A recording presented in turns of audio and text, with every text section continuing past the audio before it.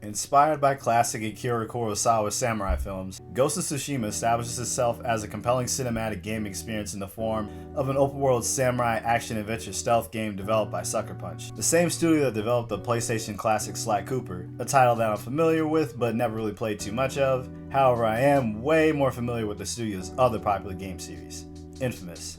I remember playing the first two in middle school and then Second Son in high school.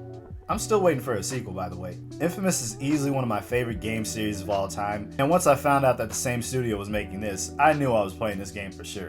That, and the fact that Miss Rona is out here claiming folks left and right, and I have nothing else to do as an unemployed college grad. Now, after spending the past week playing it, I'm here to sing this game's praises. The year's 1274 and the Mongols, led by Big Bad Koden Khan, had begun their invasion of Japan with the island of Tsushima. They're greeted by the island's samurai army at Komoda Beach. However, almost all the samurai are defeated by the Mongols in the wake of this battle. You play as Jin Sakai, a samurai warrior who was one of the only survivors of the Mongols' initial onslaught. Now you have to gather the remaining forces of Tsushima to fight against the Mongols in the middle of them occupying your homeland. The main moral battle of this game comes in the form of Jin slowly abandoning his samurai code as he begins to adopt more brutal methods to fight the Mongol invaders. This leads to the legend of the Ghost going around Tsushima, which is basically Jin's superhero identity in a way, or more akin to this game, his folktale legend. The Ghost's fighting methods revolve more around stealth and killing your enemy as quickly and efficiently as possible with no regard for any kind of honor code, similar to the ninja. So Jin basically becomes somewhat of a badass samurai and ninja combo as the Ghost. And if me saying that alone doesn't make you want to play this game, then hopefully the rest of this video will. The premise naturally leaves room for all kinds of epic action scenes, and for some really compelling character drama as well. Sucker Punch even finds ways to use this premise effectively in the side missions. Every single one shows just how devastating the Mongol invasion has been to the people of Tsushima, how people left without samurai to protect them are left in all kinds of situations of despair, violence, and heartbreak. What kind of samurai are you? All of you! You betrayed us! You did this! My personal favorite part of the story with this game, though, are the characters. The main cast of characters and the side characters of the game are easily some of the most well-written and memorable of any game I've played this year. Hell, in recent memory. Many of these characters are various people on the island from Jin's past, or are just many of the people you come across who are trying their best to survive their current situation. Jin's arc in this story revolves around his journey into becoming the Ghost and explores what it means to go against his code of honor in the face of impossible odds. To abandon your previous way of doing things when they no longer suit your goals. This conflict is explored more with Jin's relationship with his uncle, Lord Shimura, the man who taught him to be a samurai and raised him as his own when Jin's father, Kazumasa, was killed in battle. The father-son and mentor-student relationship between these two ended up being one of the unexpected highlights of the story for me as the game continued. We see what Jin's journey means for Lord Shimura, who is hell-bent on maintaining the samurai tradition, and very clearly disapproves of the path Jin goes down over the course of the game. At the end of the day, Jin's actions are all a result of his desperation to fight off the Mongol horde invading his home. The story naturally asks questions about maintaining tradition in the face of a new obstacle, and exploring how extreme violence of war bring out the worst in people. Another really prominent supporting character in this game is my girl Yuna. She was a petty thief who rescued and nursed Jin back to health after he was injured in the initial battle in Komoda Beach. We get to learn more about her backstory as a former slave and how she had to fend for herself and her brother Taka, another prominent character in the story, ever since they were young. Both characters become integral to Jin's journey as the Ghost as they fight alongside him in his efforts to take Tsushima back from the Mongols. The other characters in this game are really great too. Most of them have their own arcs that we experience alongside them in their side missions, or tales as the game dubs them. These tales allow us to spend a lot of time with these characters as they go through their own ordeals. Some of my favorites being Lady Masako, Norio, Sensei Ishikawa, and Yuriko. We also see how the legend of the Ghost and the conflict with the Mongols begins to affect these characters towards the end of their stories. How a lot of them end up showing more of that darker, more vengeful side of human nature that's inspired by the brutality of the Mongols' actions, but also inspired by the brutality of the Ghost's actions. This game incorporates its characters in the story in ways that resonates well with its themes, and it should definitely be praised for that. But of course, this game isn't just its story. We also got to talk about the gameplay, because it's a video game. This game shines when it comes to the combat. You're pretty much in a badass movie scenario, since it's heavily inspired by Kurosawa films. And the game plays that up to the fullest by allowing you to do all kinds of badass samurai shit while mixing in elements of realism in the gameplay. The game's combat basically functions as a mix of an action-adventure, hack-and-slash stealth game in an open-world sandbox. That open world being the entire island of Tsushima, split up into 3 sections that you unlock in the game's 3-act structure. You'll be facing down hordes of Mongols with nothing but your skills and your blade. If you want to survive in this game, you'll have to learn how to block, parry attacks preceded by a blue flash on the enemy's weapon, and get the hell out of dodge with an attack preceded by a red flash.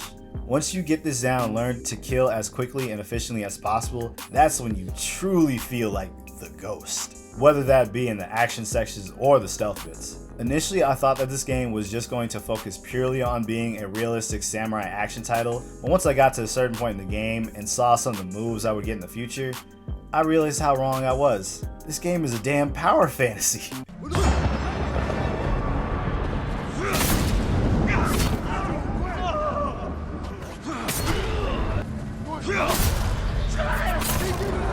Which honestly makes sense in the context of the game's story as well. It helps to build the folktale legend aspect of the ghost.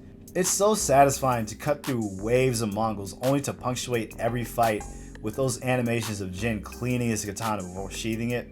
I did this to the point that I'd kill a few enemies and put the sword in before being attacked by an enemy I didn't see off screen. And it's entirely my fault for enjoying this mechanic with the touchpad way too much. Speaking of the touchpad, Sucker Punch found ways to actually make this useful in the game with the guiding wind mechanic. With the quick upward flick on the touchpad, the game will let out a nice in-game breeze that points you in the direction of your next objective. This helps to immerse you more in the game rather than having something just plastered on the screen like a giant arrow telling you where to go, adding on to that extra sense of immersion that the game is already shooting for. The touchpad also lets you bow and play the flute, which are really nice touches, honestly. Playing the flute also has the ability to change the weather in-game too. Jin also learns different sword stances from fighting and observing Mongol leaders. These different stances are most effective on a specific enemy type that you encounter in the game, and they give you different moves to perform.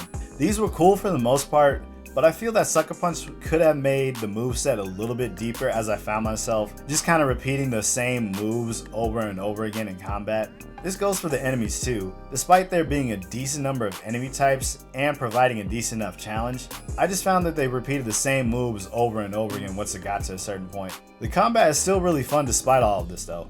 As you progress through the game, Jin also learns new skills and picks up new weapons to use, like his 2 bows, a grappling hook for the platforming bits, poison darts, hallucination darts, and a bunch of other stuff. Some of the new skills you get are these attacks like Jin quick dashing to slash his enemies and lighting your sword on fire. This all just supports my previous point about this game being a power fantasy. By the time you get to the end of the gameplay will feel very much like you're living up to the legend.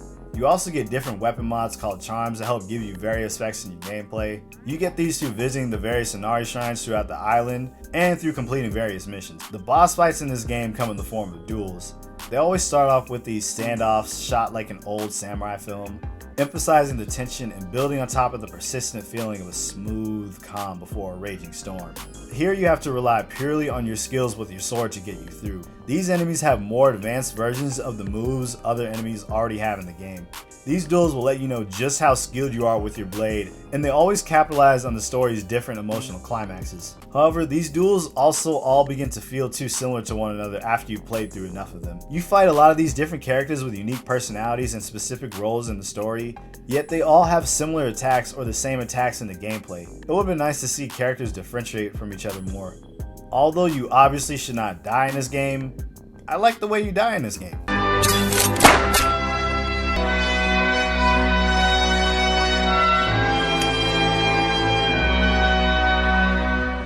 The way you die, boy. Once your health goes all the way down, Jin falls into the ground but isn't dead just yet, so any remaining enemies will take turns kicking and curb stomping you in these animations that were just funny as hell to watch.